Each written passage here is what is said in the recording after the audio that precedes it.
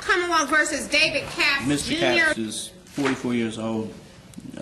He does have some previous criminal history. I spoke with him. He was remorseful and crying, and has been so ever since. He has attempted to take responsibility for these actions that have had tragic consequences as to both women for more than a month now. Just a drug-induced rage with horrible consequences that he wishes he could take back, but he can't. But more importantly, too, Mr. Capps, and the other thing that bothers this court, not only were there 2 elderly victims in this case who were practically helpless, but for him to give her a hug and then for you to proceed with this behavior in front of your son sends a pretty damning message to him. You're lucky, Mr. Capps, that you're not standing here charged with murder. Yes, ma'am.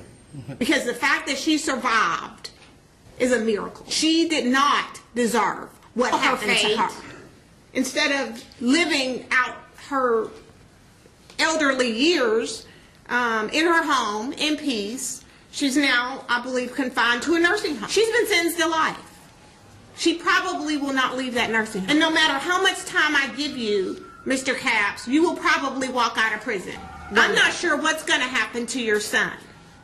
But I sent his case back to juvenile court because I don't believe he had the ability to come up with any kind of plan or scheme. He did what you told him to do. I believe that you deliberately set out to choose her as a victim. She trusted you. You've been in her house. Yes, ma'am. You knew what she had. You knew what was available to you.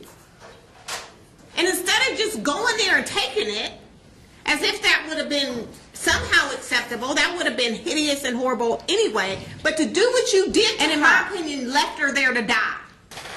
Therefore, the court is going to accept the recommendations by the Commonwealth. It's going to impose a total of 40 years, but again, consider yourself lucky that you are not looking at a murder charge and facing the death penalty or a life sentence or